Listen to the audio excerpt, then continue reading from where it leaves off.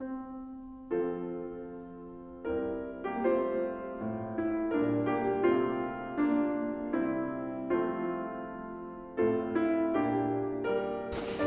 앞서 그 그림에서 이렇게 본 게 그 수 놓은 거예요. 지난번에 중국의 정주에 갔다가 보니까 아주 그런 수를 놓고 있는 그 어떤 아가씨 견습생이 있어서 이렇게 열심히 그 한 땀 한 땀 이렇게 넣는 모습을 보고 그 가게에 들어갔더니 가게에 저런 명작이 있었는데요. 근데 이제 더 큰 그림이 병풍처럼 되어 있는 것도 있었는데, 이제 앞서 그 그림에 나와 있던 그분은 이제 거기에 그 점주이면서 그 예술가인 거죠. 그 너무 섬세하게 그걸 해놔서 어떻게 그렇게 할 수 있을까 이런 생각이 들어서 이렇게 물어보고 관심을 표했더니 이런저런 또 설명을 또 이렇게 해주더라고요. 근데 앞서 봤던 그런 여치, 메뚜기, 예, 그런 그림 그거를 하나 하는데 200땀 이상이 들어갔대요. 예, 그러니까 근데 색깔도 실도 달라야 되고 바탕 색깔도 다르고 그 표현하는 그 양식이 얼마나 그 아주 정교하게 실제인 것처럼 이렇게 됐는데, 그분의 선생님이 그렇게 딴 그 수의 작품은 5칸짜리 병풍인데 아마 한국 돈으로 한 3억 정도 할 거라고 거기 그 가격표가 그렇게 붙어 있어요. 근데 이제 그건 좀 들고 있었던 거는 그분이 만든 건데, 그건 뭐 가격 물어보진 않았습니다. 근데 참 그 앉아서 인내하면서 그 작품이 나오기까지 얼마나 많은 그 수고와 인내를 했을까에 대한 충분한 어떻게 보면 그런 가치가 있다라고 생각이 듭니다. 우리 속담에도 급히 먹은 밥은 체하는 법이다라는 말이 있습니다. 어떤 상황에서든지 서두르다 보면 치명적인 오류를 범할 수 있겠죠. 내과 의사가 조급한 진단을 한다면 어떻게 되겠어요? 또 외과 의사가 그냥 구체적으로 잘 보지도 않고 확인도 안 하고 이렇게 절개부터 해가지고 수술을 했다면 상당히 오랫동안 그 상처 자국이 남겠죠. 하나님께서는 이런 숙련된 의사와 같이 아주 신중하게 죄인들을 다루십니다. 환자에게 해를 주지 않으면서도 치료의 길을 갈 수 있도록 환자가 견딜 수 있을 만큼의 처치를 하면서 치유를 하는 것처럼 하나님께서도 그와 같은 방법을 이렇게 사용하시는 거죠. 하나님의 창조 질서를 회복하시기 위해서 단번에 한 방에 치료하는 방법을 사용하지 않으신 거죠. 아담이 범죄한 후에 아담의 후손들을 하나님의 자녀로 삼으시는 오랜 시간을 이렇게 지나면서 이뤄내십니다. 그리고 하나님의 자녀가 된 사람들도 즉각적으로 하늘 보좌로 앉히시지 않고 하늘 성소에 들어가지 않도록 하시고, 오히려 그 과정들을 하나하나 겪으면서 하나님의 말씀 안에서 온전하게 성장하고 자라갈 수 있도록 이렇게 만들어 주십니다. 그러니까 아담이 범죄한 후에 뭐 몇 년이 지났을지는 모르지만 아브라함이 부르심 받은 후에도 아브라함의 씨가 오기까지는 2000년이 지났고, 또 아브라함의 씨로서 예수 그리스도께서 구원 사역을 이루신 후에 어떻게 보면 또 2000년 이상이 지난 이런 시간입니다. 그러니까 예수님 오신 이후에도 구속의 완성이 당장 이루어졌던 것은 아닌 겁니다. 그러니까 12사도를 세운 것은 이스라엘의 12지파를 대신해서 새 언약 가운데에서 이스라엘을 다시 교회를 통해서 재창조의 역사를 이루어 나가시는데, 그러니까 보세요. 그러니까 첫 창조가 아담으로부터 깨졌죠. 그래서 아담이 어떻게 보면 메인 스위치를 눌러버렸어요. 그래서 꺼져가지고 모든 것들이 피조물들이 다 어둠 가운데 잠기게 됐는데, 재창조는 아담을 다시 불을 켜는 거예요. 첫 창조는 만물을 만들고 난 다음에 아담을 맨 나중에 만들었다면, 이제 마지막 아담이 오셔서 진짜 새 아담, 새 언약 백성들을 만들어서 새 언약 백성들이 퍼져나감으로써 세상을 새롭게 만드시는 방법으로 사용되고 있어요. 그래서 이게 하나님의 방법은 우리가 생각하고 기대했던 것 같고 너무 더딘 것 같은 겁니다. 그러니까 왜 이렇게 빨리 안 해주실까라는 생각이 들 수 있는데, 그건 우리 생각이고, 하나님께서는 하나님께서 이루어나셨던 그런 모든 그 과정까지 하나하나를 계획하셨던 대로 지금 이끌어가고 계시다는 사실을 잘 생각해 봐야 됩니다. 이 겨자씨 비유는 하나님 나라의 비밀을 또한 우리에게 보여주고 있죠. 그러니까 세상을 창조하시고 주권적으로 통치하시는 하나님의 나라가 왜 이렇게 세상 나라보다 작고 왜소해 보인가? 왜 하나님 나라는 세상 나라와 비교조차 할 수 없을 정도로 늘 어떻게 보면 연약한 가운데 있는 것인가에 대한 답을 주고 있습니다. 하나님 나라는 겨자씨 한 알이 땅에 심겨진 후에 일어나는 현상과 비슷하다라고 가르칩니다. 그러니까 겨자씨는 문자 그대로 가장 작은 씨앗은 아니지만 아주 작은, 격언적으로 아주 작은 씨앗이죠. 겨자씨 보셨어요? 겨자씨는 콧바람에도 날아갈 정도로 아주 가벼워요. 아주 한 주먹 있어도 금방 날아가 버립니다. 그래서 이제 직경이 0.0025cm, 그러니까 0.02mm 정도나 될 정도로 아주 작은 그런 정도의 씨앗인데, 그게 심으면 이제 3m에서 크게는 5m까지도 자란대요. 그러니까 1년생 식물인데 5m까지 자라서 새들이 와서 깃들일 정도로 처음 시작과 나중에 너무나 큰 차이가 나타나는 이런 그 결과를 대조해서 보여주고 있는 겁니다. 그래서 이제 그렇게 나무로서 이게 나무는 아니지만 나무라고 말씀하신 이유는 구약에 이제 나무가 보여주고 있는 그런 그 상징들 있죠.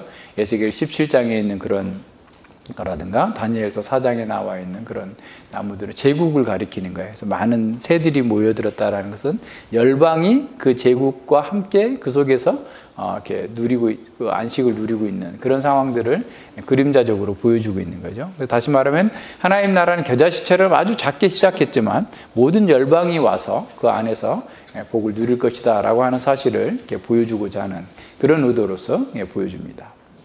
그래서 하나님 나라는 이렇게 아주 작게 시작하는 거예요. 그러니까 예수님만 보더라도 그런 거죠.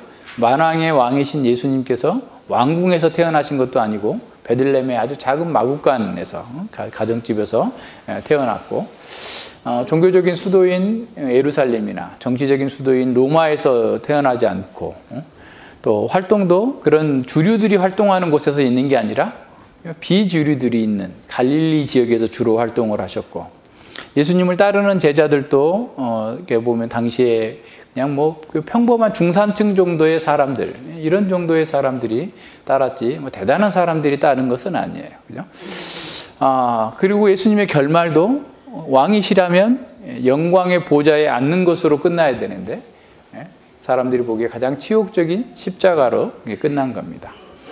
그러니까 이사야 53장에서 말씀해주고 있는 것처럼 정말 흠모할 만한 것도 없고 고운 모양도 없어서 아름다운 것이 없고 사람들로부터 멸시받는 이런 분이 어떻게 하나님 나라인가. 그러니까 이럴 정도로 아주 작은 그런 분으로 태어나신 거죠. 그래서 누구도 그를 이렇게 귀하게 보지 못하는 이런 상태인 겁니다. 그래서 예수님의 제자들도 그렇고 또 세례 요한마저도, 예수님을 예언했던 세례 요한마저도 오실 그이가 당신입니까? 아니면 다른 사람을 기다려야 됩니까? 의문을 품을 수밖에 없었던 거죠. 그랬을 때 예수님께서 뭐라고 말씀하세요? 누구든지 나를 인하여 실족하지 아니하는 자는 복이 있다라고 말씀합니다. 그러니까 예수님의 삶과 그 모습이 정말 저분이 메시아가 맞나? 라고 하는 의구심을 품지 않을 수 없었던 거예요. 워낙 작은 분으로 오신 거잖아요. 그죠? 정당한 의문이죠. 사실 이런 정당한 의문이 없는 것이 오히려 이상한 겁니다. 그러니까 하나님 나라가 겨자씨처럼 아주 보잘것없이 나타났는데 그걸 척척 다 믿는다라고 하는 것이 오히려 이상한 거죠. 정말이야? 확인해 봐야 되는 거잖아요. 그죠? 더군다나 우리는 죄로 인해서 죽어가지고 총명이 어두워지고 무지한 상태에서 하나님의 말씀을 빛을 통해서만 조금씩 그 하나님 나라를 볼 수 있고 깨달을 수 있기 때문에 완전한 하나님 나라가 왔다 할지라도 잘 모르는데 지금 그렇지 않고 또 겨자씨처럼 작은 그런 상태로 왔기 때문에 더 우리가 알 수 없는 그런 상황이죠. 그래서 하나님의 말씀을 열심히 배우고 주야로 묵상하고 자신에게 적용하는 그런 노력들을 계속 할 때 그렇게 해야만 조금씩이라도 이렇게 보이는 거예요. 돋보기로 보는 것처럼. 이렇게 몽골의 초원에 가면은 그 유목민들은 시력이 5.0이래요. 0.5가 아니라 5.0. 그래서 저 끝에 뭐 보이지 않는 그 사람들은 지평선이잖아요. 그러니까 우리나라에서 지평선을 볼 수 있는 곳은 별로 몇 군데 없어요. 저기 김제평화, 새만금 이런 데 가면 이제 좀 그래도 이렇게 지평선이 보이는데 중국은 가보니까 막 너무 그냥 끝이 안 보이게 계속 있어요. 이게 있는데 아마 그 몽골 초원은 그러겠죠. 막 거의 뭐 50km, 100km 이상 뭐 아무것도 안 보이는 초원에 있는데 사람들이 그 다 보는 거예요. 그러니까 이제 그 카메라가 막 최대한 줌으로 당겨가지고 봐도 잘 안 보이는 정도의 상황을 다 이렇게 보는데 그만큼 그들은 이제 넓게 그렇게 훈련이 돼서 그런 거죠. 그러니까 우리가 영적으로도 생각해 보면 하나님 나라의 겨자씨처럼 보이는 그 하나님 나라가 자꾸 커 보여야지 우리가 영적으로 좀 더 밝아진 것이죠. 그러니까 그게 안 보이면 자꾸 이제 그 눈앞에 있는 것이 더 커 보이게 되고 그렇게 그걸 또 따라갈 수밖에 없는 것입니다. 그러니까 하나님의 말씀을 통해서 계속해서 하나님 나라가 커 보이는 것, 또 커져 나가는 것, 이것들이 또 자신 속에서 경험이 돼야만 그게 가능한 거죠. 겨자씨는 땅에 있으면은 구별이 안 될 거예요. 땅의 먼지와 겨자씨가 어떻게 다른지 구별이 안 될 정도로 거의 눈에 띄지 않는 미미한 존재이죠. 그러나 심겨지고 점점 장성해서 발전하면 큰 나무처럼 된다라는 거예요. 자, 그래서 이런 겨자씨 비유는 제자들에게 큰 경고가 됩니다. 세상의 관점으로 볼 때 하나님 나라는 아주 하찮고 보잘것없는 것처럼 생각이 되는 거죠. 그래서 하나님 나라는 별거 아니네. 혹시나 하고 왔더니 별거 아니구나 하고 떠나면 이제 그건 그 나라를 누릴 수 없게 되는 것이죠. 그래서 하나님 나라가 지금 미미하다고 해서 만약에 다른 것을 찾아서 떠난다면 그는 가장 큰 잘못된 선택을 할 것이라는 경고가 포함되어 있는 겁니다. 세상은 크고 화려하고 강한 것을 추구합니다. 그래서 예배당을 짓는 것도 크게 화려하게 웅장하게 이렇게 짓죠. 그렇지만 이것은 사람들에게 더 큰 위기를 가져다 줍니다. 하나님 나라를 세상의 어떤 그 방식으로 크게 보이려고 하는 것 자체가 어떻게 보면 헛바람을 부는 것처럼 이렇게 나갈 수 있는 그런 상황인 거죠.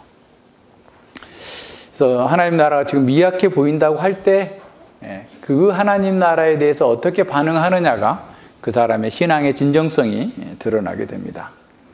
하나님 나라의 가치를 알고 그것을 가장 소중히 여기는 사람은 세상 무엇과도 비교할 수 없는 그 하나님의 영광을 보고 그걸 따라가지만 그 당장의 눈에 보이지 않으면 자꾸 현재의 것을 따라 나가는 거죠. 근데 하나님 나라는 장래의 약속뿐만 아니라 지금 현재 우리의 삶 가운데서도 그리스도와 함께 누리게 됩니다. 그러니까 누군가가 하나님 나라를 버린다고 해서 하나님께서 손해보는 거나 하나님 나라가 손해보는 것은 결코 아니에요. 버린 그 사람이 가장 잘못된 선택을 했기 때문에 손해가 나고 어리석은 거죠. 그러니까 교회를 떠나는 사람이 손해지 교회가 손해나는 거 아닙니다. 물론 겉으로 보면 뭐 교회 재정이 좀 줄어드니까 뭐 교회가 손해났을 거라고 생각하는데 전혀 그렇지 않아요.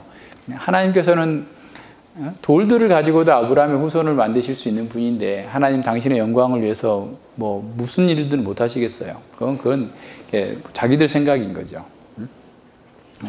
전혀 그런 거 아닙니다. 보세요. 노아 시대의 사람들을 한번 생각해 봤어요. 노아 시대 사람들을 보면 노아 시대 사람들에게 노아가 계속해서 복음을 전했을 때 사람들이 다 방주로 들어오려고 하지 않았죠. 그래서 결국 홍수가 나서 이렇게 망했어요. 다 죽었어요. 심판을 받았죠. 근데 노아의 배에 타고 있었던 8명의 가족들, 노아를 포함한 8명의 가족들도 사는 게 그렇게 좋지는 않았을 거예요. 짐승들하고 같이 그 좁은 배에 습하고, 이렇게 막 어떻게 보면 홍수가 없다면, 물이 없다면 당장 뛰쳐나가 버려야 될 정도로. 그죠? 예. 얼마나, 이렇게 한번 생각해, 1년 동안에 그 방주 안에 있으면서 지금처럼 뭐 수세식 변기가 있지도 않았을 테고, 동물들, 짐승들, 그거 다 치워줘야 되고, 먹을 거를 지들이 와서 먹었는지 어쩌는지 알 수는 없겠지만, 하여튼 굉장히 불편하고 고통스러운 일들이 계속됐을 거예요. 근데 바깥에 홍수가 없었다면 그들은 정말 참지 못하고 뛰쳐나가 버렸을 겁니다. 그런데 홍수 때문에 그들은 불편과 고통을 참고 인내하면서 방주 안에 머물러야만 했어요. 자, 그 방주 밖은 죽음이기 때문에 그런 거예요. 자, 이렇게 바꿔서 생각하면 마치 지금 교회가 우리가 더 살다 보니까 다 뭐 살아온 배경도 다르고 뭐 다 다르고 하다 보니까 불편해, 그죠? 사람들 사이에서도 상처도 받고 뭐 어려움들이 있어요. 그러니까 그냥 교회를 떠나다. 떠나면 밖에 홍수라면 떠나겠어요? 밖에 죽음이라고 생각하면 떠나겠어요? 이렇게 죽음이라고 안 보이니까 떠나는 건데 실제로는 죽음인 거예요. 우리가 어려움이 있어요. 어떻겠어요?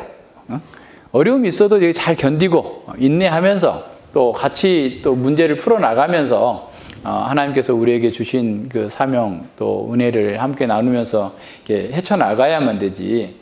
꼭 내가 맞는 사람들한테 뭐 끼리끼리 모여가지고 의사들끼리 하나 뭐 만들고 뭐 약사들끼리 만들고 뭐 등등 이렇게 만들어가지고 자기들끼리 그냥 이렇게 있겠다라고 하는 것은 교회의 본질을 이렇게 잃어버리는 것이기도 하고 본인 스스로도 그 하나님 나라의 복을 누리지 못하게 됩니다. 그래서 이런 면에서 우리는 정말 이 겨자씨 비유는 우리에게 큰 위로가 되고 격려가 돼요. 그러니까 하나님 나라의 가치를 아는 사람에게는 아주 큰 소망과 담대함을 주는 겁니다. 하나님 나라가 미약함 때문에 핍박을 받는다 할지라도 장차 큰 나무가 될 거다. 온 세상 역사가 열방이 이 하나님 나라에 들어와서 안식을 누리게 될 거다라는 사실을 보게 되는 거죠. 이 역사는 하나님께서 진행하고 계시고 이 역사의 목적은 결국 하나님 나라를 위해서 있는 것이기 때문에 우리가 실패한다고 하는 것은 진정한 실패가 아닌 거예요. 그러니까 어떤 게 실패고 어떤 게 성공이에요? 청년들 잘 생각하세요. 자, 우리가 성공한다는 것은 하나님의 역사의 목적과 함께 갈 때 성공하는 거예요.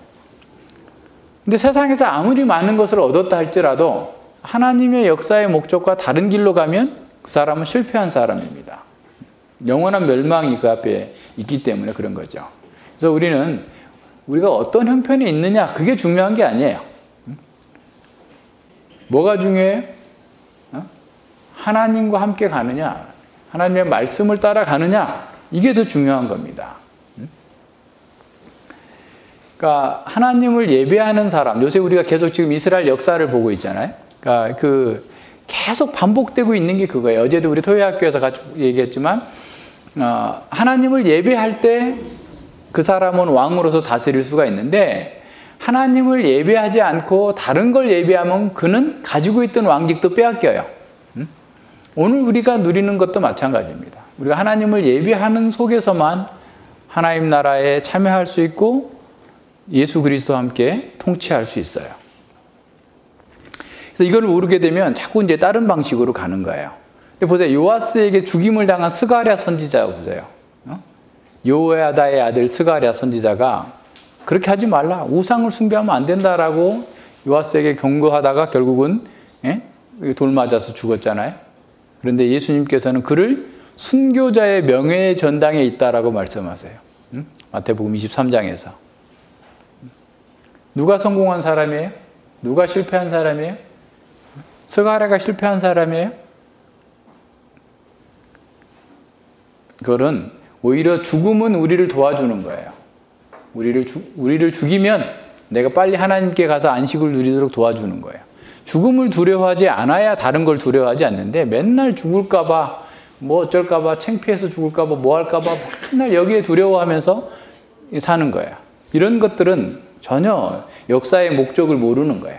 하나님의 나라가 겨자씨처럼 보이기 때문에 세상 나라, 세상의 영광 추구하느라고 하나님 나라를 가볍게 여기고 하찮게 여기는 사람은 하나님 나라를 누리지 못하고 하나님 나라의 왕으로서의 삶을 살지도 못한다는 사실을 분명하게 알아야 됩니다. 인생에서 진정한 복이 무엇인지 아세요? 그 하나님을 알고 하나님의 임재와 하나님의 보호와 하나님의 공급하심을 받는 거라고 그래요. 이사야에서 얘기하고 있는 거예요. 3P, 하나님의 임재, 하나님의 보호, 하나님의 공급하심. 그 속에 있어야 진정한 복이에요. 그것은 하나님의 말씀을 듣고 준행할 때 주어져요. 장차 주어지는 게 아니라 지금부터, 지금 하나님의 말씀을 듣고 준행하는 자에게 하나님께서 동행하시기 때문에 하나님이 나와 함께 하시고 나를 보호하시고 나의 모든 필요를 공급해 주실 것이기 때문에 우리는 걱정하지 않고 살 수 있어요. 말씀을 듣지 않으면 자꾸 이제 엉뚱한 것만 보이는 거죠. 헛것이 보여요. 신기류가 보여요. 영화가 보이고 드라마가 보이고 게임이 보이고 헛것이 눈앞에 아른아른 거리는 거예요.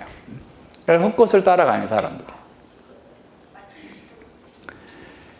네, 잘 생각해야 됩니다. 그래서 겨자씨는 우리에게 굉장히 중요한 우리의 믿음의 신앙의 시금석이에요. 이 작은 거, 토요학교, 우리 아이들 잘 듣지도 않고 뭔 소리인지 알아듣지도 못하고 금방 가르쳐 줬는데 엘리베이터 올라가면서 물어봤더니 또 모르고 당연하지 그게 우리는 그냥 알았어요? 우리한테도 지금 말해주고 이따가 오후에 점심 먹기 전에 가서 물어보면 또 모를 거예요. 우리도 몰라요. 근데 그걸 사용하세요. 하나님께서.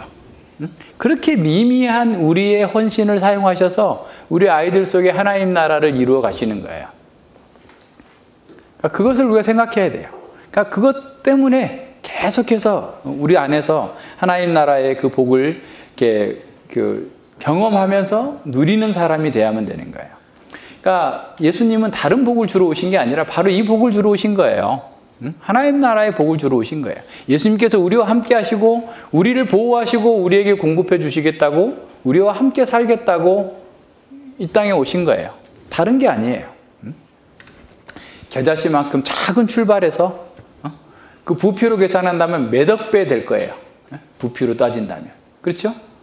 만약에 세상의 모든 사람들이 하나님 나라 현재의 가치를 보고 현재의 가치보다 미래의 가치를 봤다면 우리는 여기 들어오지도 못해요. 등치 크고 힘 있는 사람이 자리 다 차지하고 우리는 저 밖에서 있어야 될지도 몰라요. 무슨 말인지 알겠어요? 그분들이 모르니까 지금 밖에서 지금 돈 벌러 다니고 여행 다니고 막 다니니까 우리가 여기 차지한 거예요. 얼마나 감사해요. 그죠? 네. 우린 이미 지금 대박 난 거예요.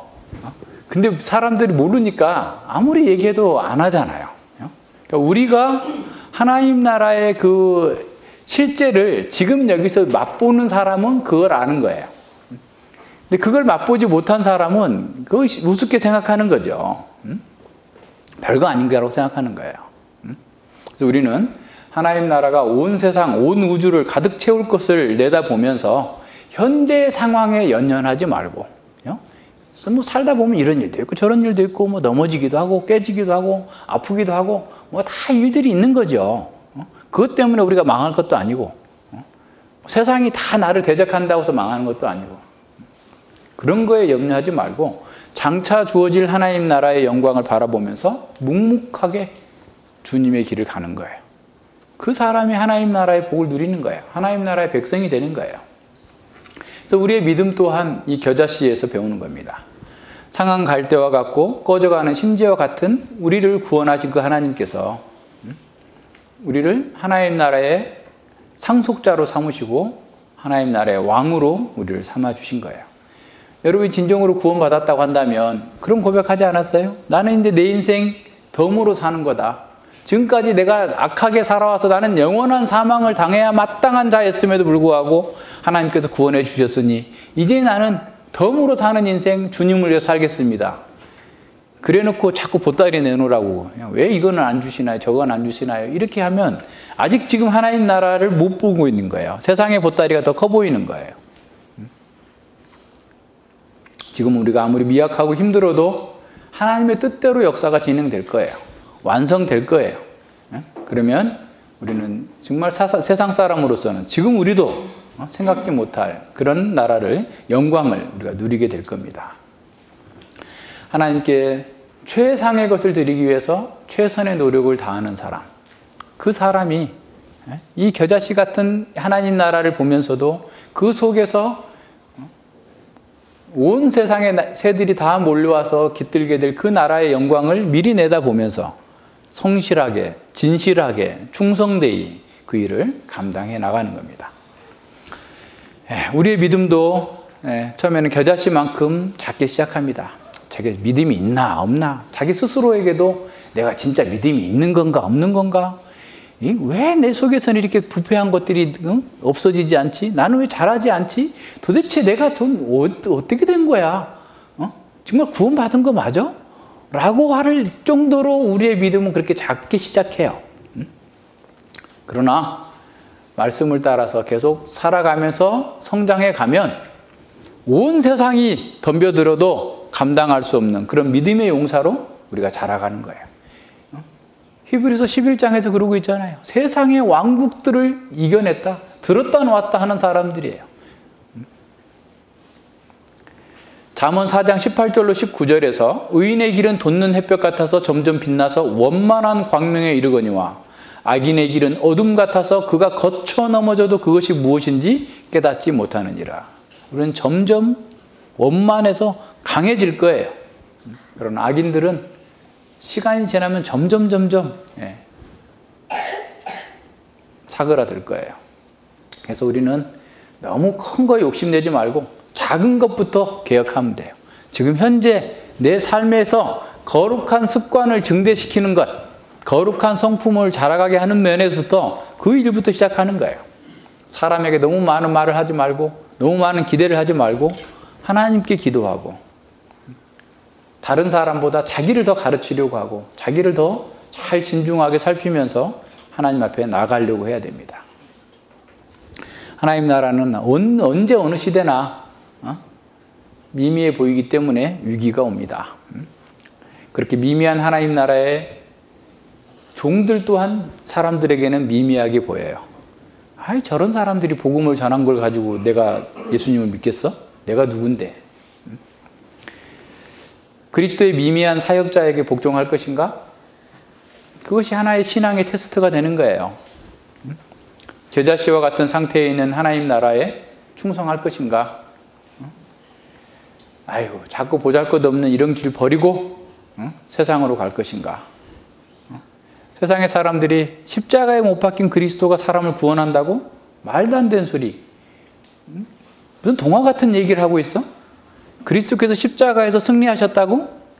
그럼 왜 세상은 이 모양 이 꼴인데? 얼마든지 사람들은 얘기합니다. 그런데 예수님과 함께 십자가에 달렸던 강도가 믿었고, 예수님을 십자가에 못 박았던 로마의 백부장이 믿었고, 교회사 가운데서 가장 뛰어난 사람들이 예수님을 믿고 나왔고, 그들이 세상을 위해서 가장 위대한 일들을 해냈어요. 교회의 시작 또한 겨자씨처럼 작은 자들로부터 시작됩니다. 어느 곳에서나 지혜 있다고 생각하는 사람들, 능한 자들은 거부하지만 약한 자들이 먼저 믿고 하나님 나라에 들어왔어요. 선교지에 가면 다 대부분 그렇습니다. 그러니까 인도에 가면 불암한 계급들은 교회 안 나와요. 거기서 특권을 누리고 있는데 왜 나옵니까? 불가촉 천민들. 지금 인도도 굉장히 지금 상황이 안 좋다고 좀 시위가 일어나고 있고, 그렇다고 좀 인도에 계신 선교사님 자꾸 문자 보내시던데, 그 불가촉 천민 이런 아이들이 이게 우리 유치원 정도 아이들이 그 제사장들에게 성적인 노예로 가서 몇 년, 3, 4년 이렇게 지내다가 버림을 받아요. 12살, 13살밖에 안 되는 아이들이 이제 밖에 나와서 뭐라 할까요? 성매매를 해야지 겨우 먹고 살 수 있는 그런 아이들을 데리고 선교사들이 가서 이렇게 보호하면서 복음을 전하면서 그 속에서 하나님 나라가 시작돼요. 미미한 사람들. 우리가 중국 가도 보면 그냥 겉으로 볼 때는 얼마나 사실 보잘것없고, 그런데 그분들 속에 하나님의 말씀을 받고 하나님의 통치를 받는 하나님의 나라가 그려져 있어요. 보이고 있어요. 한국도 마찬가지입니다. 그래서 많은 사람들은 하나님 나라의 영광을, 장래 있을 그 영광이 보이지 않기 때문에 무시하는 거예요. 다른 걸 추구하는 거예요. 그러니까 이런 면에서 어떤 면에서 그렇기 때문에 우리에게 기회가 있는 거예요. 하나님께서 우리를 약한 자들을, 어리석은 자들을 부르셔가지고 이렇게 보여주시고 나눠주신 것 자체가 하나님 나라의 은혜를 보여주고 있는 거예요. 지금도 보면 하나님 나라는 큰 예배당, 거대한 예산을 주무르고 어마어마한 그런 그 프로그램을 돌리면서 엄청난 화려한 또 가용할 수 있는 자원들을 막 돌려가지고 방송국도 만들고 뭐도 하고 막 하는 그런 데 속에서 하나님 나라가 있을 것 같은데 그 속에서는 하나님의 말씀이 잘 안 드러나고 있어요. 오히려 그런 속에서 엄청난 기획과 준비된 프로그램, 전 세계적인 네트워크를 갖춘 그런 교회들 속에 하나님의 말씀이 왜곡되고 있고 온갖 비성경적인 신비주의 운동이 그 방송을 타고 전 세계로 전파되고 확산되고 있어요. 하나님의 말씀이 사람들의 사욕을 부추기는 도구로 이용되고 있습니다. 여호와김이 예레미야의 두루마리를 칼로 탁 찢어가지고 난로에다 던지면서 하나님을 경멸했던 것처럼 오늘날 사람들은 성경을 들고 있으면서 그 성경을 가지고 왜곡하고 인간의 사욕을 부추기고 온갖 자기 추구를 하는 것으로 성경을 찢고 불태우고 있어요. 이게 가장 큰 문제입니다.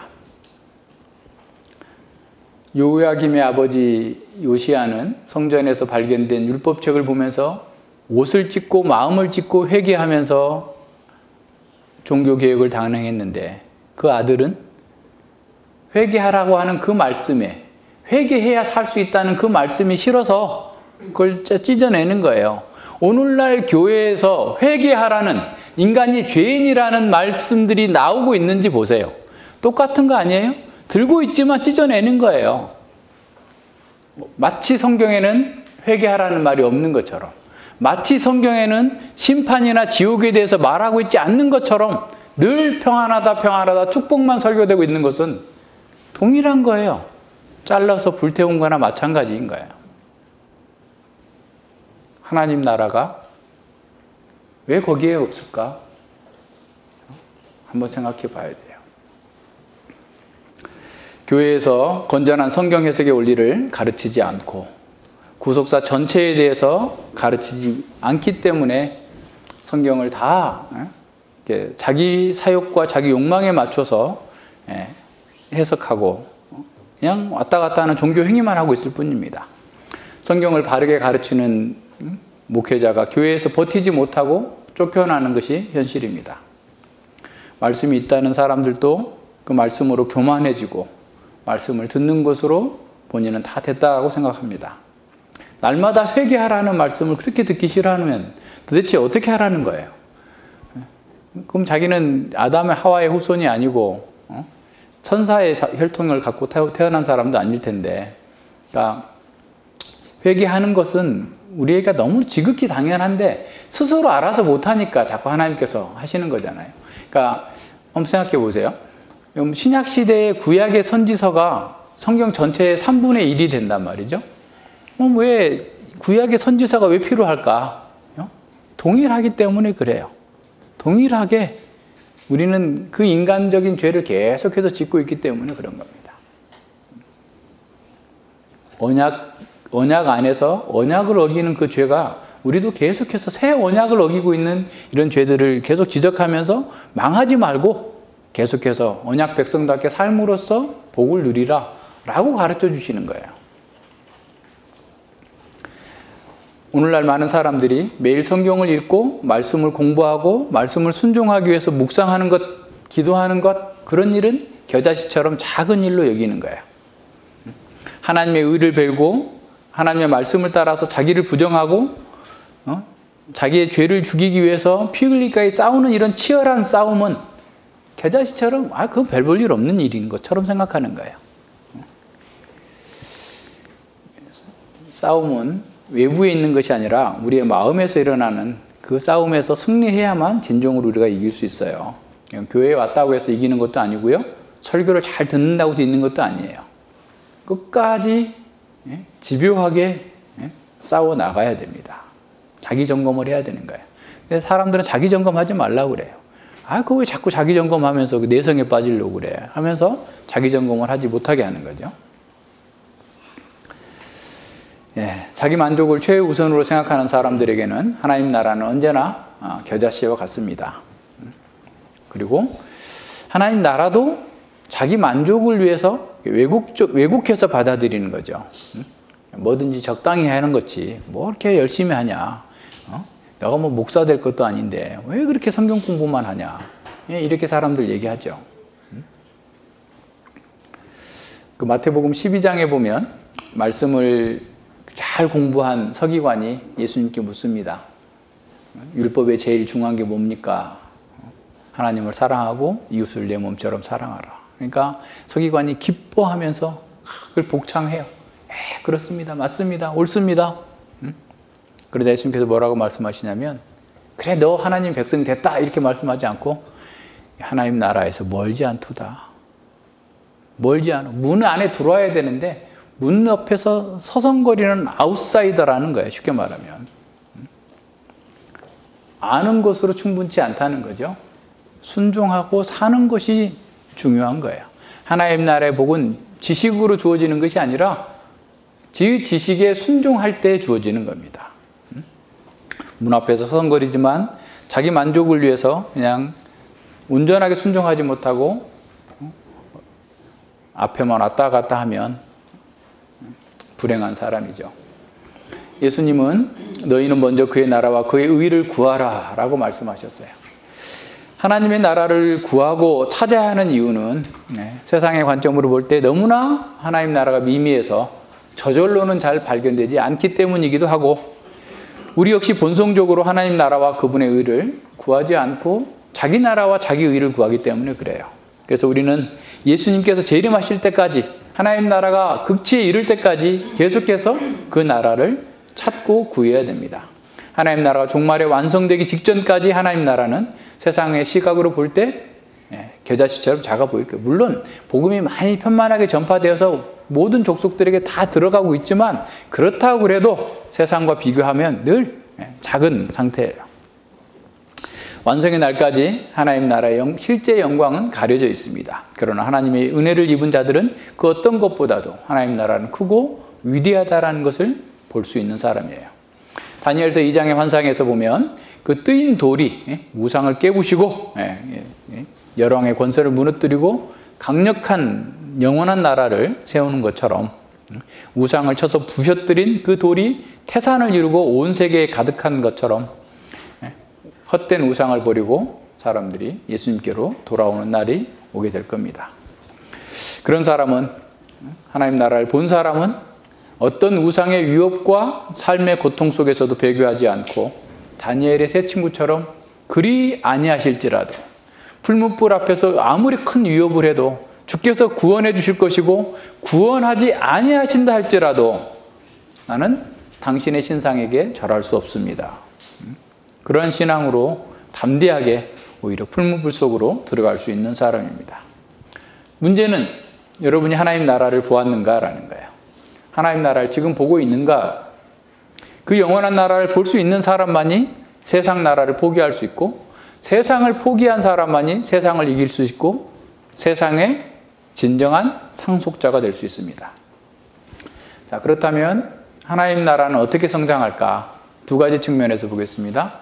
첫 번째는 하나님께서 이 하나님 나라를 어떻게 성장시키시는가? 두 번째는 우리 안에서 하나님 나라는 어떻게 성장하는가를 보겠습니다. 첫 번째는 하나님 나라 성장하는 방법은 우리가 이해하기 힘들 정도로 더디게 성장하는 거예요.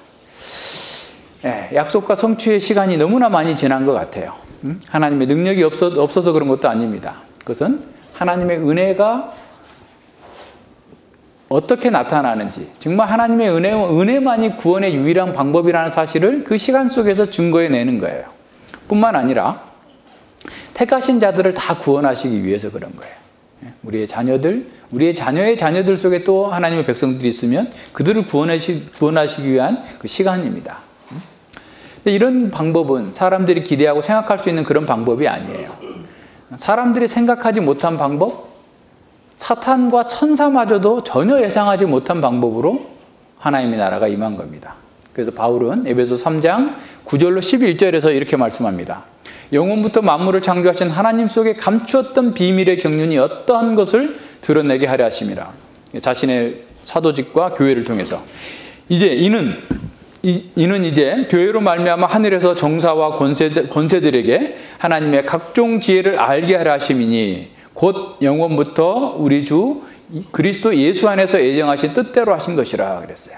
그러니까 교회를 통해서 주어진 하나님 나라의 비밀을 통해서만 비로소 하늘에 있는 천사나 사탄도 정사들도 하나님의 각종 지혜를 알게 된 거예요. 그러니까 하나님 나라가 이렇게 성장하는 것은 하나님의 비밀이고 그 비밀의 어떻게 보면 결론이 그리스도이고 그리스도의 안에 있는 교회가 나타난 거죠. 그래서 하나님의 비밀은 그리스도를 한번 생각해 보세요. 그는 하나님의 아들로서 성육신하셔서 참 사람이 되셨고 수많은 표적과 고통 또 고난 속에서 하나님의 영광을 나타내셨습니다. 하나님 나라의 비밀을 가르치셨고 많은 표적과 이적들로 증거하셨어요. 그렇지만 대적들은 오히려 그를 반대하고 핍박하고 결국 처참하게 십자가에 못 박혀 죽였습니다. 예수님의 공생의 기간 동안에 벌어진 사탄과의 수많은 전투는 마지막 전투의 어떤 전초전이나 마찬가지였어요. 예수님이 십자가에서 죽으심으로써 완벽한 승리를 이루셨습니다. 사탄은 예수님을 십자가에 못 박음으로써 자기가 승리했다라고 확신했어요. 하지만 예수님은 십자가로서 승리하셨습니다. 골로새서 2장 15절에 보면 그리고 모든 통치자들과 권력자들을 무장해제시키고 그들을 그리스도의 개선행진의 포로로 내세우셔서 무사람의 구금교로를 삼으셨다. 예수님께서 승리하시고 사단과 권세와 그 모든 것들을 다 묶어가지고 끌고 감으로써 예수님께서 승리하셨다는 것을 보여주고 있다는 거예요. 예수님은 죽음을 통하여서 사망의 권세 가진 자 곧 마귀를 무력하게 하셨습니다. 예수님의 부활로 말미암아서 예수님은 사망을 승리 안에서 삼키시고 사망에 쏘는 것을 제거하셨습니다. 예수님의 죽음은 사탄에 대한 승리를 나타냅니다. 예수님은 털 깎는 자 앞에서 잠잠한 어린 양같이 어떤 방어도 하지 않고 자기 원수들의 자기를 마음대로 하도록 유린하도록 자신을 넘겨주셨어요. 원수들은 예수님을 죽이심으로써가 아니라 예수님은 원수들을 죽임으로써 승리하신 것이 아니라 스스로 죽임을 당하심으로써 원수들로부터 승리하셨습니다. 말도 안 되는 거죠. 비밀이에요. 그래서 그는 도살자에게 자신을 내어줌으로써 그의 원수들을 도살하신 거예요. 예수님은 자신의 발꿈치가 상하도록 하심으로써 사탄의 머리, 뱀의 머리를 짓밟으셨습니다. 그는 죽음으로 사망을 이기셨습니다. 이것이 세상이 이해할 수 없는 비밀입니다. 패배로 변장된 승리가 십자가에서 이루어졌습니다. 십자가, 그것은 승리의 상징입니다. 소련의 공산주의자들은 노동자들의 망치와 농민의 낫을 자유의 상징으로 묘사하면서 볼셰비키 혁명을 시작했습니다. 요즘은 IT 혁명이나 5G 통신을 사용한 5세대 통신을 사용한 4차 산업혁명이 인간을 구원할 것처럼 온 세계가 떠들고 있습니다. 그러나 십자가에서 인간의 모든 지혜는 어리석게 되었습니다. 어떤 인간의 혁명도 지식과 부와 영광도 인간의 마음을 변화시킬 수 없습니다. 인간을 진정으로 구원할 수 없습니다. 십자가는 하나님의 어리석음이 사람들보다 더 지혜롭다는 것과 심지어 하나님의 약함이 사탄보다 강하다는 사실을 보여주고 있습니다. 십자가에서 우리의 죄에 대한 채무가 단번에 지불되었습니다. 그래서 우리는 영원한 심판에서 영원한 생명으로 옮겨졌습니다. 동시에 우리를 고소하던 사탄의 머리도 깨뜨려졌습니다. 사탄은 섬광과 같이 하늘로부터 떨어졌어요. 별똥별처럼 떨어져 버린 겁니다. 사탄은 더는 하나님의 백성들을 대항하여 참소할 수 없습니다. 사탄은 하늘로부터 쫓겨났기 때문입니다. 사탄은 우리를 향하여서 어떤 소송도 제기할 수 없게 되었습니다. 하나님의 아들이 십자가에서 다 이루셨습니다. 이제 하나님의 아들이 만왕의 왕으로서 우리를 보호하고 계십니다. 어느 누구도 우리를 하나님의 사랑에서 끊을 수 없습니다. 그래서 십자가는 우리의 승리입니다. 예수님의 승리는 그래서 우리의 승리로 연결됩니다.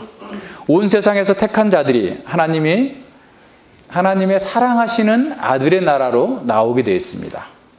온 세상에서 열방 가운데에서 택한 자들이 하나님의 사랑하시는 아들의 나라, 하나님의 나라로 나오게 되어 있습니다. 오늘 또 사탄은 교회를 무너뜨리려는 간계를 쓰고 있으나 큰 전선을 보면 사탄은 계속해서 패퇴하고 있습니다. 어둠의 땅에서 하나님의 백성들이 십자가 안에서 승리를 맛보며 안식과 평강의 나라로 들어오고 있습니다. 여기서 중요하게 기억해야 할 것이 있습니다. 그것은 하나님의 나라는 사역자들의 고난을 통해서 확장되고 승리하고 있다는 사실입니다. 고린도후서 1장 8절로 9절에 보면 바울 사도는 이렇게 말합니다. 형제들아, 우리가 아시아에서 당한 환난을 너희가 알지 못하기를 원치 아니하노니 힘에 지나도록 심한 고생을 받아 살 소망이 끊어지고 우리의 마음에 사형 선고를 받은 줄 알았으니 이는 우리로 자기를 의뢰하지 말고 오직 죽은 자를 다시 살리시는 하나님만 의뢰하게 하심이라 그랬어요. 아시아에서 하나님 나라가 확장되는데 아시아에 있는 사람들이 사탄의 결박으로부터 풀려나서 하나님 나라의 자유의 영광에 이르는데 사역자들은, 복음 전하는 자들은 힘에 지나도록 고난을 겪어야만 했다라는 거예요. 마음에 사형 선고를 받은 것처럼 여길 정도로 극심한 환난을 겪었어요. 그러나 하나님 나라는 바로 그리스도의 십자가의 보혈로 승리한 것처럼 이렇게 신실한 사역자들의 피와 땀을 통해서 어둠의 권세를 이기고 전진해 나갑니다.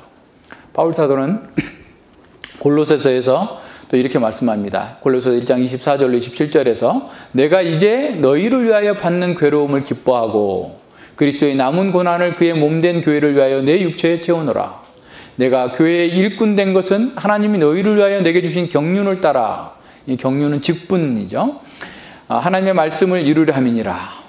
이 비밀은 만세와 만대로부터 오므로 감추었던 것인데 이제는 그의 성도들에게 나타났고 하나님이 그들로 하여금 이 비밀의 영광이 이방인 가운데 어떻게 풍성한 것을 알게 하려 하심이라. 이 비밀은 너희 안에 계신 그리스도인이 곧 영광의 소망이니라 그랬어요. 그리스도의 남은 고난을 자원하여서 기쁨으로 감당하는 그 사역자들을 통해서 하나님 나라는 승리하고 전진하고 있습니다. 이것이 교회를 위한 하나님의 비밀입니다. 고난이 없이 영광만 있다면 누구나 다 이 일을 하겠죠. 그런데 고난을 통해서 주어지는 거예요. 하나님 나라의 영광이 이렇게 역설적인 방법으로 전파되면서 승리하고 있습니다. 그래서 오늘날도 많은 사람들에게 이것은 여전히 비밀로 남아 있습니다. 자, 그렇다면 기독교 사역자들은 맨날 손해만 보는 것은 아닌가? 하나님 나라를 위해서 고난당하는 사람은 실패한 것은 아닌가?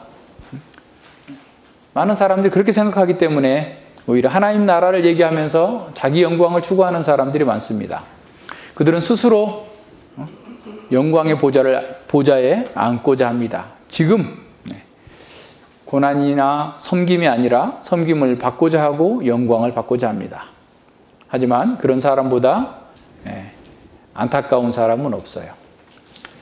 교회를 섬기면서 자기 만족과 편안함을 추구하는 것보다 안 된 일은 없습니다. 왜냐하면 자기를 위해서 사역하는 사람들은 복음을 위해서 헌신한다고 하면서 복음을 이용해서 자기 배를 불리는 거예요. 그들의 신은 자기 배다라고 얘기해요. 복음을 이해하지 못한 거죠. 하나님 나라를 이해하지 못한 겁니다. 그런 인간적인 방법으로 성장한 교회를 할지라도 그런 교회는 하나님 나라의 특성이 아니라 사단의 나라의 특성을 드러냅니다. 힘이 지배하고 거짓과 교만과 불의와 불법이 난무하는 그런 사탄의 회처럼 변질되고 있습니다. 고난이 없는 영광, 십자가 없는 승리, 자기 부인이 없는 평안은 우리를 흥분시킬 수 있습니다. 우리도 본성적으로 그것을 갈망합니다. 하지만 그것은 하나님 나라의 모사품에 불과합니다. 짝퉁 물건은 그런대로 쓸모가 있어요. 짝퉁 명품은 그런대로 쓸모가 있어요. 그러나 짝퉁 하나님 나라, 그것은 영원한 형벌을 숨기고 있는 기만입니다. 사기입니다. 하나님 나라는 예수님처럼 좁은 길로 가는 사람들, 고난을 기뻐하면서 하나님의 뜻을 받는 사람들, 하나님의 영광을 가장 우선시하는 사람들 속에서만 그 가치가 드러납니다. 어떤 사람은 그런 나라에 누가 오겠는가 라고 생각할 수 있습니다. 하지만 지금도 하나님 나라에 열방이 들어오고 있어요. 지금 이 순간에도 신실한 주의 종들의 피와 땀, 그들의 고난과 헌신을 통해서 하나님 나라는 자라고 있습니다. 신실한 주의 사역자들은 그리스도와 함께 그 영광을 받기 위해서 고난받는 것을 특권으로 생각하면서 기쁨으로 그 길을 가는 거예요. 그러니까 아예 그냥 주님의 길을 가고 싶지 않으면 교회를 안 나와도 돼요. 그죠? 네. 그러니까 자꾸 우리는 솔직하게 얘기를 해야 돼요.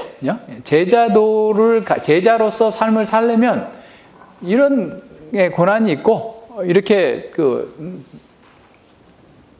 대가를 지불해야 된다라고 해야지 뭐 아닌 것처럼 했다가 대가를 지불하라 하니까 이제 나중에 뭐 아니네 하고 이제 떠나게 하는 것보다는 오히려 차라리 낫죠.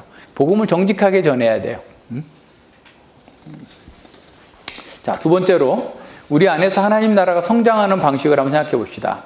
역시 중요한 것은 우리를 구원하신 하나님의 목적이 무엇인지를 아는 것이 중요합니다. 하나님은 우리가 진정으로 왕으로 살게 하시려고 구원하셨어요. 그러니까 왕이 되는 것이 우리의 구원의 목표입니다. 에덴 동산에 아담과 하와가 왕으로 살았던 것처럼 우리가 왕이 되는 것이 하나님께서 우리를 구원하신 목적이에요. 이제 우리를 지배하는 세력이 바뀌었습니다. 우리를 지배하던 사단의 통치는 끝났어요. 이제 그리스도 안에서 생명의 통치가 시작됐습니다. 교회는 그리스도의 왕권에 순복하면서 그분의 통치를 실현합니다. 성령과 지혜가 충만한 사람들이 직분적인 통치를 통해서 그리스도의 왕권을 드러냅니다. 우리는 이미 그리스도와 함께 하늘 보좌에 앉아 있습니다. 우리의 마음의 전투에서 우리가 이제 승리하기 시작했고 더 온전한 승리를 위해서 경건의 훈련을 계속하고 있습니다. 러시아 작가 솔제니츠는 세상의 모든 싸움과 다툼은 모두 사람들의 마음에서 시작된다라고 말했습니다. 맞는 말이죠. 그래서 마음을 지키는 자가 승리합니다. 우리는 더는 정욕과 세상에 굴복하는 비굴한 패배자가 아닙니다. 우리가 마음의 전쟁에 승리하는 것만큼 실제의 삶의 전투에서도 승리하게 될 거예요. 그러니까 내가 마음에서 승리하면 실제의 삶에서도 승리하는데 마음에서 실패하니까 실제로 삶에서 실패하는 거예요. 아주 작은 것도 마찬가지예요. 아주 작은 거. 뭐든지 우리 마음을 잘 살필 수 있어야 돼요. 그래서 마음에 주님의 마음이 가득 차야 돼요. 그래서 우리의 마음에 지정의, 지식적으로, 정서적으로, 의지적으로 하나님의 통치를 받는 것만큼 실제 삶에서도 하나님의 통치를 구현할 수 있어요. 실제 삶에서 왕으로 살 수 있어요. 자, 우리는 과거와 마찬가지로 현재에도 환난과 답답한 일, 또 핍박과 넘어뜨림을 당하고 있습니다. 괴로운 일들이 많아요. 자, 성경은 우리가 이미 하늘 보좌에 앉혀 있다라고 말하고 또 우리가 이미 생명 안에서 하나님과 함께 그리스도와 함께 다스린다라고 얘기하는데 왜 우리는 이렇게 통치하고 있는데 이런 힘든 과정을 겪어야 되는가? 우리는 이런 딜레마를 회피하려고 하는 그런 유혹을 받습니다. 아직은 우리가 통치하는 것 아니야. 이렇게 생각할 수도 있고 천년왕국 때가 되면 그때 통치하게 되겠지. 라고 막연하게 기대할 수 있어요. 그러나 우리는 이런 유혹에 담대하게 맞서야 됩니다. 교회는 지금 우리는 고난의 한가운데에서 고난을 통해서 통치하고 정복합니다. 우리의 고난을 예수 그리스도의 고난을 통해서 사탄을 정복하고 하나님 나라가 전진한 것처럼 우리의 고난을 통해서 우리가 세상을 통치하고 세상을 정복합니다. 물론 이것은 우리의 능력이 아니라 하나님의 능력이고 하나님께서 주신 능력입니다. 고린도후서 4장 7절에서 우리가 이 보배를 질그릇에 가졌으니 이는 능력의 심히 큰 것이 하나님께 있고 우리에게 있지 아니함을 알게 하려 함이라 그랬어요. 우리가 약할 때 주님을 더욱더 의지하기 때문에 그렇습니다.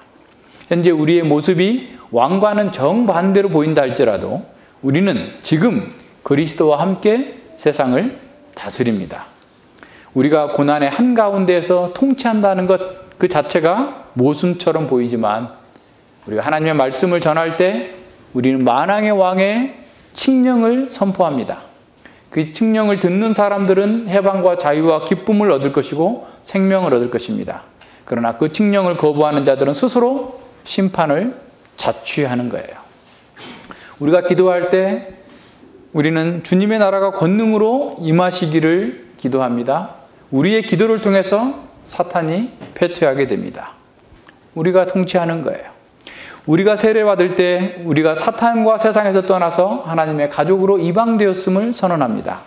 우리는 세례로 왕의 가족이 되었다는 확실한 표를 받았습니다. 우리는 성찬에서 떡과 포도주를 받을 때 영광의 왕과 함께 식사를 합니다. 우리는 성찬을 통해서 종말론적인 혼인잔치를 향해서 역사가 진행되고 있음을 고백합니다. 우리는 성찬을 통해서 종말에 있을 하늘잔치의 샘플을 맛보는 거예요. 우리는 주님이 다시 오실 때 그때까지 계속해서 성장하면서 진정한 왕으로 성장하게 될 거예요.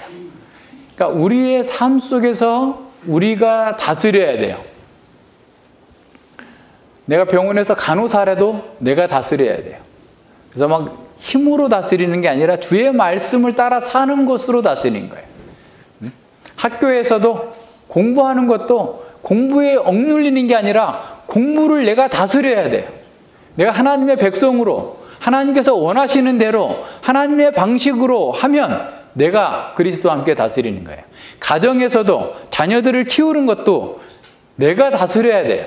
내가 말씀대로 말씀 안에서 주의 뜻을 따라서 살 때 그 속에서 그리스도의 통치가 이루어지는 거예요. 문제는 말씀대로 안 하는 거예요. 자꾸 자기 꾀로 하는 거예요. 그러니까 자기 꾀로 하면 종이 되는 거고 말씀대로 하면 왕이 되는 거예요. 해보세요. 말씀대로 해서 왕이 돼야지. 그렇게 되도록 구원을 받았는데 우리는 자꾸 예를 들어서 저희 어머님이 그래요. 저희 어머님은 이제 누가 그릇이나 이렇게 좋은 걸 선물해 주면 막 아껴요. 그걸 못 쓰는 거예요. 그래서 귀한 사람만 오면 꺼내서 쓰겠다고 이렇게. 평소에는 다 허접한 거 쓰는 거예요. 근데 그거 언제 꺼낼 시간이 없는 나중에는 넣어놓고 아니 좋은 거 있으면 그냥 그거 써야지. 예? 쓰고 그냥 이렇게 나중에 버리면 되지. 아니면 뭐 해지. 그죠? 그러니까 하나님께서 우리에게 왕이 되라고 우리에게 왕적인 직분을 주시고 또 왕으로 살라고 능력을 주셨고 말씀을 주셨는데 나중에 예수님한테만 써먹으려고 안 쓰고 계세요? 지금 써야 지금. 자녀들 교육에서 가정에서 직장에서 학교에서 그 말씀대로 내가 따라 살면 왕으로서 통치하고 영광을 누리는데 안 하는 거지. 맨날 그냥 이렇게 자기 방식대로 하는 거죠. 그래서 하나님을 왕으로 모시는 사람이 왕이에요. 하나님을 예배하는 사람이 왕이에요. 그래서 누구에게 사람에게 종이 되면 안 돼요. 우리는 하나님의 말씀대로 했더니 말씀대로 직장에서도 성실하게 일하라. 말씀대로 직장에 성실하게 일하면 죽게 하듯 하면 그게 왕으로 사는 거예요. 주의 교양과 훈계로 자녀를 양육하면 그것이 왕으로 사는 거예요. 주 안에서 부모에게 복종하면 그게 왕으로 사는 거예요. 남편에게 복종하고 아내를 사랑하는 것이 왕으로 사는 거예요. 그것을 누리면서 하나님의 영광을 미리 맛보면서 장차 주어질 극치에 이르게 될 그 하나님 나라를 소망하면서 더 힘써서 주의 일에 열심히 하는 사람들이 되려고 해야지. 자꾸 자기 생각으로 이것 빼고 저것 빼고 나면 뭐 있어요? 차 떼고 포 떼고 다 빼고 나면 뭐 남아요 이제? 지금 현재 있는 자리에서 작은 것부터 하는 거예요. 자, 우리 안에서 진정으로 하나님 나라가 성장하고 있는가? 우리 안에서 하나님의 아름다운 성품이 점점점 증가되고 있는가? 우리 안에서 의와 공평과 또 충만한 기쁨이 성장하고 있는가? 아니면 지식은 늘었지만 기쁨도 없고 평강도 없고 불평과 교만만 자리하고 있는가? 진정으로 우리의 성품이 주님의 성품으로 변화되고 있는가? 타고난 기질은 바뀌지 않지만 성품은 변화되도록 되어 있어요. 그리고 탁월한 기질도 주님께서 원하시는 방향으로 작동하도록 바뀌게 돼 있어요. 아, 나는 원래 그래. 어쩔 수 없어. 이렇게 가면 안 돼요. 왜냐하면 우리 생각했잖아요. 우리가 창세기에서 인간에 대해서 공부할 때 몸과 마음과 영혼에서 최고의 사령탑은 영혼이잖아요. 그죠? 그러니까 우리의 영혼이 하나님의 말씀을 받았으면 마음과 몸을 제어할 수 있고 통제할 수 있어요. 그 기질을 완전히 바꿔버릴 유전자를 바꿀 수는 없지만, 그죠? 그걸 통제해서 주께서 원하시는 방향으로 잘 선용될 수 있도록 만들어주는 그런 기능이 있단 말이에요. 하나님의 말씀이 들어가면 그 말씀은 살았고 운동력이 있어서 모든 것을 다 새롭게 변혁시키는데 왜 못 바꿔요? 다 바꿀 수 있죠. 우리의 삶의 우선순위가 바뀌고 하나님의 영광을 우선하는 사람으로 변화되도록 돼 있어요. 자, 삶의 모든 영역에서 하나님을 예배하는 것이 자꾸 증가돼야 됩니다. 예배를 우선하는 삶 속에 진정한 왕으로서의 삶도 확장돼요. 그러니까 에덴 동산에서 하나님께 예배하면서 통치했던 것처럼 우리가 하나님 나라의 극치가 이를 때까지 우리는 계속해서 하나님을 예배하는 것 속에서 왕으로서 사는 거예요. 예배하지 않으면 왕이 되지 않고 종이 되는 거예요. 무슨 종이 돼요? 죄의 종, 사단의 종이 돼요. 인생에서 가장 중요한 것은 하나님을 예배하는 것에서 시작돼요. 하나님을 예배하는 것을 내가 가지고 있으면 무슨 일을 해도 왕이지만 하나님을 예배하지 않고 하나님의 자리에 자신과 세상과 돈을 집어넣고 살면 무슨 일을 해도 그건 종이에요. 스스로 자기를 해롭게 만드는 거예요. 장차 받을 진노만 쌓아놓고 있는 거예요. 여러분, 왕으로 살도록 하나님께서 부르셨어요. 우리가 예배할 때 우리의 삶 모든 영역에서 하나님의 말씀을 따라 사는 왕으로서의 삶이 더 확장될 겁니다. 자, 이 겨자씨 비유는 우리가 세상을 추구하는지 하나님 나라를 추구하는지 외모로 보는지 영적으로 보는지 이걸 대조를 통해서 잘 보여줍니다. 우리는 더 이상 외모로 보는 사람이 아니에요. 우리가 세상과 하나님 나라 중에서 무엇을 소중히 여기는지가 이 겨자씨 비유를 통해서 드러납니다. 시간이 갈수록 생명이 있는 사람은 하나님 나라에 속한 열매들을 풍성하게 맺어서 많은 사람들을 의의 길로 인도할 것입니다. 자기 만족이 아니라 하나님의 영광을 구하고 세상이 아니라 교회를 더 아름답게 여길 것입니다.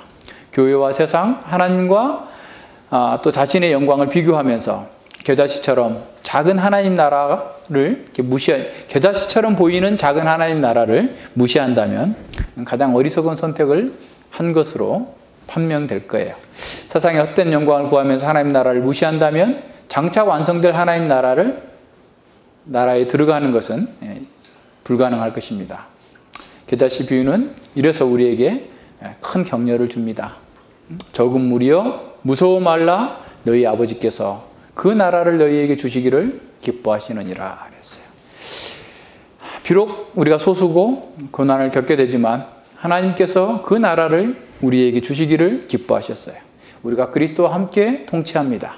이 비유 역시 우리의 세계관을 점검하게 합니다. 주님께서 저희들에게 겨자씨 비유를 통하여서 하나님 나라가 얼마나 복되고 아름다운지를 또 알게 하시고 또 한편으로는 늘 하나님 나라의 방법은 또 하나님의 그 역사에 이루어 가시는 것은 인간의 생각과 지혜와 또 세상의 또 권세들까지라도 영적인 권세들까지라도 가늠할 수 없었던 그런 방식으로 이루어지기 때문에 사람들이 또 우리 스스로도 하나님 나라를 미미하게 보고 하나님 나라보다 세상과 자기 지혜와 또 세상의 것들을 더 크게 보고 있는 그런 오류에 빠질 때가 참으로 많이 있습니다. 그러나 하나님께서 저희같이 어리석고 무지한 자들을 부르셔서 참으로 하나님 나라의 그 왕의 식탁에 앉게 하시고 왕의 가족이 들게 하시고 그리스도와 함께 온 세상을 통치하며 살아갈 수 있도록 은혜 베풀어 주셨사오니 아버지 저희들의 영의 눈을 크게 열시고 저희들의 마음 가운데에서 주님의 통치를 더 깊이 있게 받고 넓게 받아서 하나님께서 원하시는 대로 우리에게 주어진 삶 모든 영역 속에서 주님의 말씀을 구현하는 것으로 하나님의 통치를 드러내며 하나님 나라의 아름다움을 나타내게 하여 주시옵소서.